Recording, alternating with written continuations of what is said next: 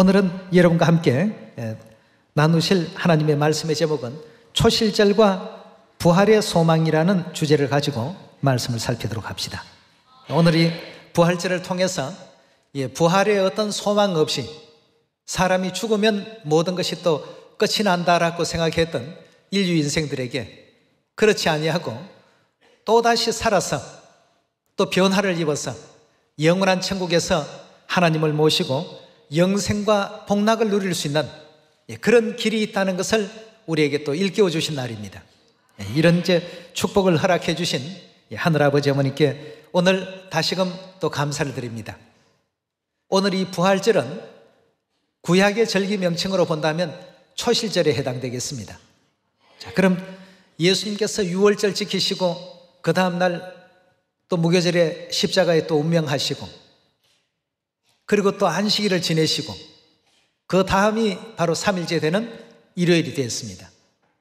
이 모든 과정을 통해서 보면 유월절을 통해서는 제자들이 인자의 살을 먹고 인자의 피를 마시면 너희 속에 영생이 있을 것이다. 그 귀한 그 축복의 가르침 안에 얼마나 또 기뻤습니까? 그런 어떤 기쁨이 있었고 그 다음은 보면 또 예수 그리스도의 그 순환과 죽음이라는 십자가의 그 운명이라는 이러한 어떤 시간이 또 기다리고 있었습니다. 그 또 얼마나 비통했습니까?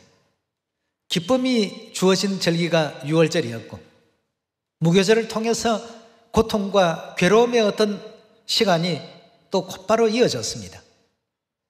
그런 연후에 부활이라는 이 영광을 맞이하고 보니까 이 부활은 모든 그 당시 초대교회 성도들이나 예수님의 제자들에게 있어서 엄청난 희망의 어떤 메시지였다고 볼 수가 있겠습니다.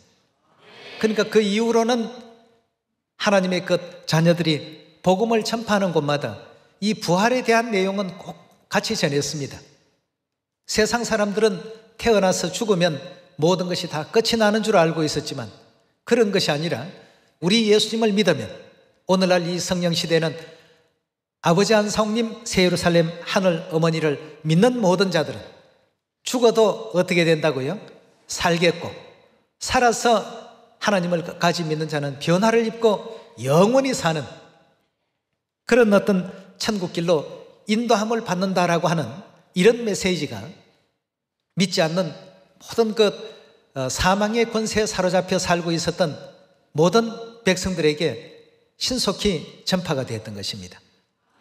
그래서 많은 사람들이 그리스도의 부활의 소식을 전해 들으면서 모두가 또 부활에 대한 믿음을 갖게 되었고 그래서 죄와 사망의 사슬에서 죽을 수밖에 없었던 그들에게 이렇게 세월이 빨리 지나가는데 이렇게 나이가 빨리 먹는데 죽고 나면 아무것도 아닌 것 인생이 너무 허망하다 이렇게 생각했던 사람도 부활에 대한 어떤 소망과 부활 이후에 장차올 영원한 천국에 대한 그런 소식을 전해 듣게 되니까 그때부터는 이제 힘이 나기 시작했죠. 야, 우리의 참 삶의 본질이 바로 여기에 있었구나. 이 땅에서 잠깐 사는 이 삶이 우리의 진정한 본질의 삶이 아니었고 잠시 스쳐가는 나그네적인 어떤 삶이었구나 하는 것을 이제 올바르게 깨닫게 해주신 절기가 바로 이 부활절이라고 볼 수 있겠습니다. 그래서 이 부활절 절기의 그 유래도 분명히 우리가 아셔야 되겠고 또 그리스도께서 죽은 자 가운데 왜 3일 만에 즉 일요일 날 왜 부활하시게 되었는가 그것도 전부 이유가 있죠. 그 이유들을 우리 또 초실절 속에서 한번 찾아가 보도록 하겠습니다. 자, 먼저 초실절이라는 이 부활절 구약의 그 절기가 생성된 유래에 대해서 출애굽기 14장 1절의 말씀 함께 보도록 합니다. 여호와께서 모세에게 일러 가라사대 이스라엘 자손을 명하여 돌쳐서 바다와 믹돌 사이에 바히롯 앞 곧 바알스본 맞은편 바닷가에 장막을 치게 하라.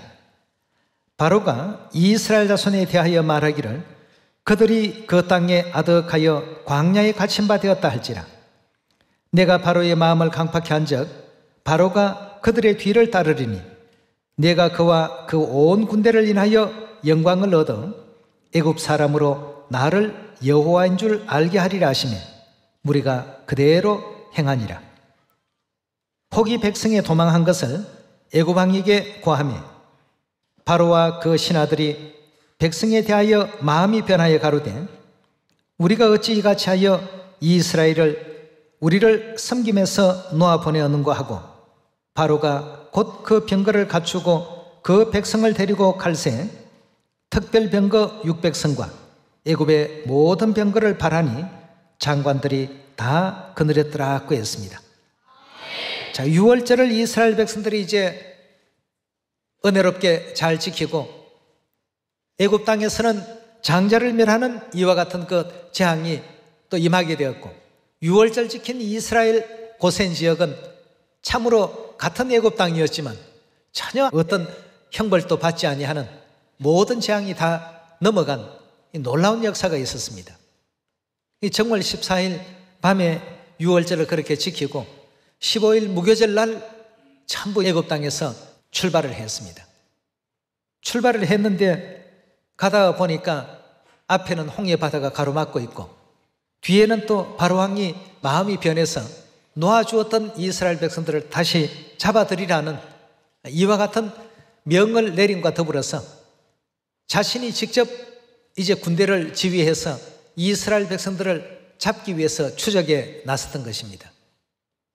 앞에는 홍해 바다고 뒤에는 애국 군대가 쳐들어오니까 이스라엘 백성들은 굉장히 참 난감했는데 하나님께서 모세를 통해서 지팡이를 홍해 바다로 내밀게 하시고 홍해를 육지같이 길같이 전부 갈라놓으시게 됐던 것이죠.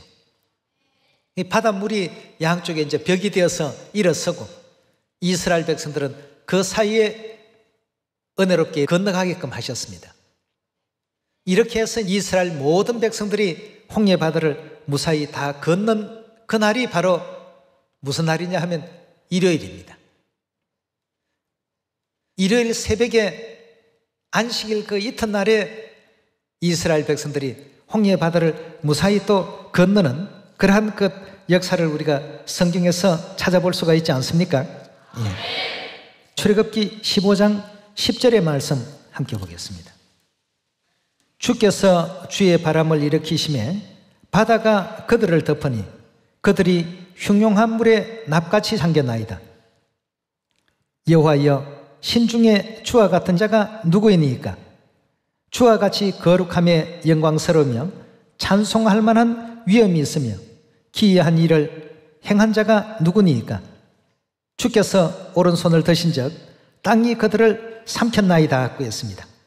결국 이제 바로의 그 모든 그 군대가 이와 같이 온전히 물속에 잠기게 되는 그런 이제 그 역사를 하나님께서 은혜롭게 그렇게 해주셨죠. 홍해 바다에 모세 지팡이가 내어 밀어지니까 육지처럼 이루어졌고 또 이제 다시금 홍해 바다로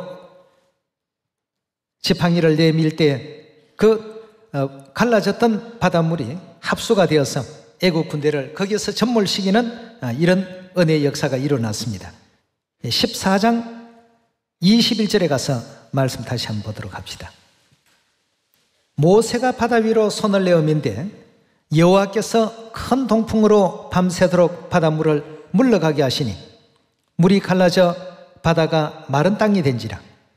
이스라엘 자손이 바다 가운데 육지로 행하고 물은 그들의 좌우에 벽이 되니 애굽 사람들과 바로의 말들 병거들과 그 마병들이 다 그 뒤를 쫓아 바다 가운데 들어오는지라. 새벽에, 자, 여기도 보니까 이제 새벽에 이스라엘 백성들이 홍해를 무사히 건너는 장면들을 보도록 합시다. 여호와께서 불구름 기둥 가운데 애국 군대를 보시고 그 군대를 어지럽게 하시며 그 병거 바퀴가 벗겨져 달리게 극난하게 하시니 애굽 사람들이 가로되 이스라엘 앞에서 우리가 도망하자. 여호와가 그들을 위하여 싸워서 애굽 사람을 치는도다. 여호와께서 모세에게 이르시되 내 손을 바다 위로 내어 밀어 물이 애굽 사람들과 병거와 마병들 위에 흐르게 하라 하시니 모세가 손을 바다 위로 내어 밀매 새벽에 미쳐 바닷물이 그 세력을 회복한지라. 애굽 사람들이 물을 거스려 도망하나 여호와께서 애굽 사람들을 바다 가운데 엎으시니 물이 다시 흘러 병거들과 기병들을 덮되 그들의 뒤를 쫓아 바다에 들어간 바로의 군대를 다 덮고 하나도 남기지 아니하였더라. 그러나 이스라엘 자손은 바다 가운데 육지로 향하였고 물이 좌우에 벽이 되었더라. 그날에 여호와께서 이같이 이스라엘을 애굽 사람의 손에 구원하시며 이스라엘이 바닷가에 애굽 사람들의 시체를 봤더라 하고 했습니다. 자, 여기도 지금 보니까 갈라졌던 물들이 새벽에 전부 이제 합수가 되어서 그 애굽 군대들은 온전히 다 멸해버리시고 이스라엘 백성들은 온전히 그 홍해를 건널 수 있는 바로 그런 은혜의 역사를 또 이루게 해주셨습니다. 이 날을 이제 잊지 않도록 하게 하기 위해서 하나님께서는 매년 초실절이라는 절기를 정해주시고 해마다 초실절은 안식일 지난 다음 날에 행하도록 그렇게 했습니다. 오늘 이제 우리가 일요일 예배를 드리니까 하나님의 교회도 왜 일요일 날 예배를 보지? 우리 진리에 대해서 잘 이해하지 못하는 분들은 그런 생각을 합니다만 오늘은 안식일 예배와는 전혀 무관한 초실절, 즉 부활절 예배입니다. 부활절은 해마다 그래서 일요일에 들도록 하나님께서 그렇게 해놓으셨습니다. 오늘의 그 부활의 그 의미를 구약과 신약을 연결해서 확인해 보도록 합시다. 레위기서 23장 9절에 가서 말씀 봅시다. 여호와께서 모세에게 일러 가라사대 이스라엘 자손에게 과히 이르라. 너희는 내가 너희에게 주는 땅에 들어가 너희 곡물을 거둘 때에 위선 너희 곡물에 무엇을요? 첫 이삭 한 단을, 첫 이삭이라는 의미에서 처음 초자에 열매 실자를 써서 초실절이라고 이렇게 명칭이 붙여졌습니다. 제사장에게 가져갈 것이요 제사장은 너희를 위하여 그 단을 여호와 앞에 연납되도록 흔들되 그 흔드는 날이 언제라고요? 안식일 이튿날에. 반드시 안식일 이튿날이면 오늘날 요일 제도로 본다면 무슨 요일에 해당됩니까? 예. 안식일은 토요일이니까 토요일 그 이튿날이 된다면 반드시 이 날만큼은 일요일에 집행되었던 절기가 되는 것입니다. 그리스도께서도 초실절의 제물이 되셨기 때문에 반드시 일요일 날 부활을 하도록 그렇게 되어 있었습니다. 안식일 그 다음 날 부활하도록 그렇게 성경에 이미 3,500년 전 예언 가운데 명시가 되어 있었던 것입니다. 유래는 이스라엘 백성들이 홍해를 다 건너던 바로 그 일요일 새벽에 홍해를 건넜던 것이 유래가 되었고 또 하나님께서 절기의 어떤 구약의 제사 의식으로는 반드시 안식일 이튿날에 처음 익은 열매 한 단을 거두어서 그것을 들고 하늘을 향해서 흔드는 그걸 이제 흔든다 하고 해서 흔들 요자를 써서 요제절이라고도 표현합니다. 또 든다 하고 해서 들것자를 써서 거제절이라고도 표현하죠. 예. 그 처음 익은 열매를 하나님께 드리는 절기다 하고 해서 초실절이라고도 했습니다. 명칭은 여러 가지지만 다 똑같은 절기를 나타내고 또 표현하고 있는 내용이라고 볼 수 있겠습니다. 안식일 이튿날에 그 요제의 제물을 흔들 것이라고 이렇게 표현을 하셨는데 이런 예언을 따라서 신약에도 예수님께서 잠자는 자의 첫 열매가 되셨다는 성경 예언의 말씀을 고린도전서 우리 15장에서 한번 알아보도록 합시다. 예수님이 왜 일요일 날 부활을 하셨을까 하는 것도 성경은 이미 모든 그 답을 주고 있습니다. 15장 20절의 말씀 보시면 그러나 이제 그리스도께서 죽은 자 가운데서 다시 살아 잠자는 자의 무엇이 되셨다고요? 예수님께서 첫 열매, 구약의 절기로 본다면 처음 초자에 열매 실자를 써서 초실절, 초실의 그 제물이 되셨던 것입니다. 그 절기의 예언도 예수님께서 이루시게 된 것이죠. 그럼 주께서 잠자는 자의 첫 열매가 되셨다고 하셨는데 그럼 이 첫 열매는 반드시 언제 하나님께 드리신 바 되셔야 된다고요? 초실절의 제물로 본다면 일요일 날 그렇게 되셔야 된다고 했습니다. 그럼 과연 일요일에는 어떤 사건이 벌어졌는가? 요한복음 20장 1절의 말씀 함께 보도록 하겠습니다. 안식 후 첫날, 즉 안식일 이튿날이죠. 무슨 요일입니까? 일요일 이른 아침에 아직 어두울 때에 막달라 마리아가 무덤에 와서 돌이 무덤에 옮겨간 것을 보고 시몬 베드로와 예수의 사랑하시던 그 다른 제자에게 달려가서 말하되 사람이 주를 무덤에서 가져다가 어디 두었는지 우리가 알지 못하겠다 하니 베드로와 그 다른 제자가 나가서 무덤으로 갈새 둘이 같이 다름질하더니 그 다른 제자가 베드로보다 더 빨리 달아나서 먼저 무덤에 이르러 굽으려 세마포 놓인 것을 보았으나 들어가지는 아니하였더니 시몬 베드로도 따라와서 무덤에 들어가 보니 세마포가 놓였고 또 머리를 샀던 수건은 세마포와 함께 놓이지 않고 딴 곳에 객혀 있더라. 그때 무덤에 먼저 왔던 그 다른 제자가 들어가 보고 믿더라. 저희가 성경에 그가 죽은 자 가운데서 다시 살아나야 하리라 하신 말씀을 아직 알지 못하더라. 이에 두 제자가 자기 집으로 돌아가니라 학구했습니다. 그럼 이 모든 부활의 사건이 언제 일어난 사건이냐 하면 안식일 그 다음 날인 일요일에 이루어진 사건입니다. 그대로 그 예언을 예수님께서 이루시고 또 성취하신 장면 아니겠습니까? 11절에 계속 보도록 합니다. 마리아가 무덤 밖에서 서서 울고 있더니 울면서 굽으려 무덤 속을 들여다보니 흰옷을 입은 두 천사가 예수의 시체니었던 곳에서 하나는 머리편에 하나는 발편에 앉았더라. 천사들이 가로되 여자여 어찌하여 우느냐? 가로되 사람이 내 주를 가져다가 어디 두었는지 내가 알지 못함이니이다. 이 말을 하고 뒤로 돌이켜 예수의 서신 것을 보나 예수이신 줄 알지 못하더라. 예수께서 가라사대 여자여 어찌하여 울며 누구를 찾느냐 하시니 마리아가 그가 동산지기인 줄 알고 가로되 주여 당신이 옮겨갔거든 어디 두었는지 내게 이르소서. 그리하면 내가 가져가리이다. 예수께서 마리아야 하시거늘 마리아가 돌이켜 히브리 말로 라보니여 하니 이는 선생님이라. 예수께서 이르시되 나를 만지지 말라. 내가 아버지께로 올라가지 못하였노라. 너는 내 형제들에게 가서 이르기를 내가 내 아버지 곧 너희 아버지 내 하나님 곧 너희 하나님께로 올라간다 하라 하신대 막달라 마리아가 가서 제자들에게 내가 주를 보았다 하고 또 주께서 자기에게 이렇게 말씀하셨다 이러니라 하였습니다. 자, 안식 후 첫날에 이루어진 이 모든 내용을 통해서 예수님은 초실절에 모든 그 절기의 예언을 이루시고 성취하시고 또 완성을 시켰습니다. 그럼 이런 내용들은 우리가 한마디로 정리해보면 유월절, 그 다음날 무교절, 그 다음에 또 오는 절기가 부활절인데 이 세 절기를 연속적으로 우리가 살펴보게 되면 유월절은 기쁨의 절기고 생명의 절기고 무교절은 순환의 절기입니다.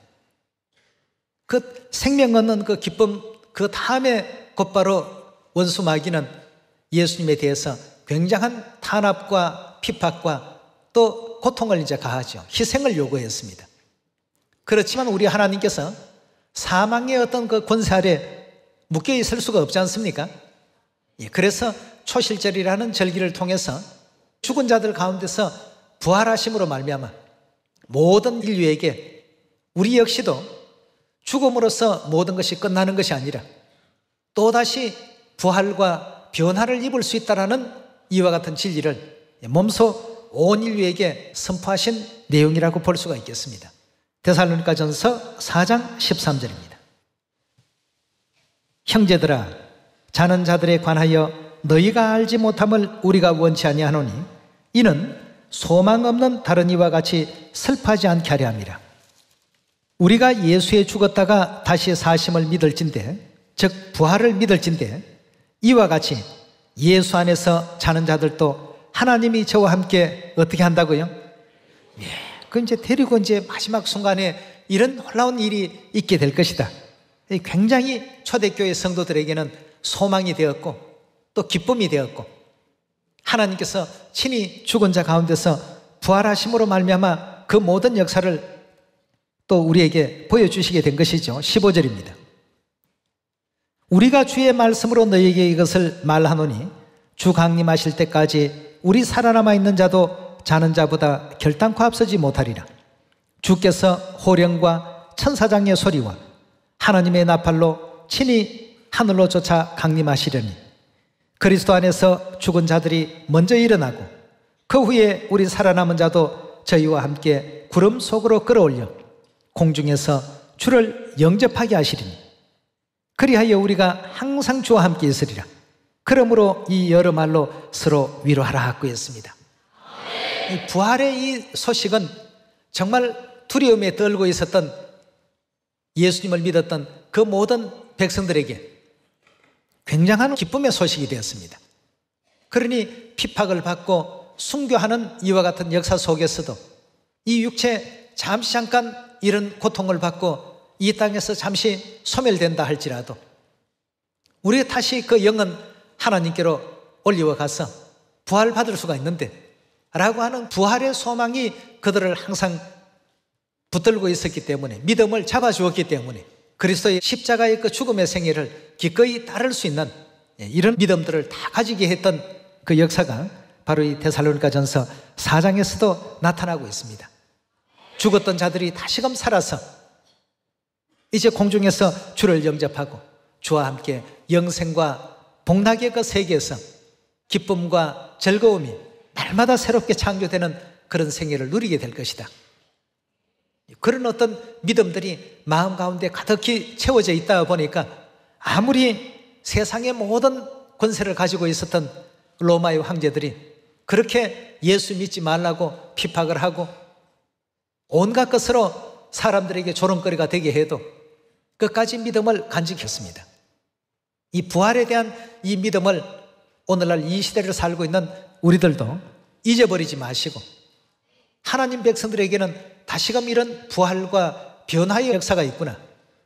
그렇게 되면 장차 하나님께서 이 땅에 우리 데리러 오실 때 기쁨 중에 공중에서 주를 영접하는 이런 어떤 영광 가운데 우리가 나아갈 수 있구나 하는 이 믿음을 우리 모두가 이 시대에도 다 간직하시고 자부심과 긍지를 잃지 않는 여러분과 제가 꼭 되어야 되겠습니다. 이 부활의 소망을 가진 우리들로서 이제 죽은 자들은 마지막 나팔의 그 순간에 호련히 부활을 하게 될 것이고 살아서 주를 영접할 사람들은 변화를 입어서 같은 천사의 그 몸으로 변모되는 것입니다. 그렇게 해서 공중에서 주를 또 영접하고 주와 더불어 세세무궁토록 하나님의 나라에서 그동안의 모든 아픔 또 괴로움, 고통, 슬픔 이 모든 것을 다 뒤로 하고 이제는 날마다 하나님께서 새롭게 창조해 주실 기쁨과 즐거움의 어떤 그 시간이 우리 모두에게 부여된다는 것입니다. 그래서 오늘 이 부활은 그리스도의 십자가의 희생으로 말미암아서 초대교회의 모든 성도들은 낙담하고 또 좌절하고 모든 희망이 건절되어 버린 이와 같은 그들의 그 심령에 굉장한 믿음의 활기와 자랑거리를 만들어 주신 그런 날이 바로 오늘 이 부활절입니다. 이 믿음을 오늘 이 부활절을 통해서 다시 한번 되새기면서 영원한 천국 소망을 더 많이 갖는 은혜롭고 아름다운 절기가 되길 바라겠습니다. 오늘 부활절 말씀은 이것으로 마칩니다. 감사합니다.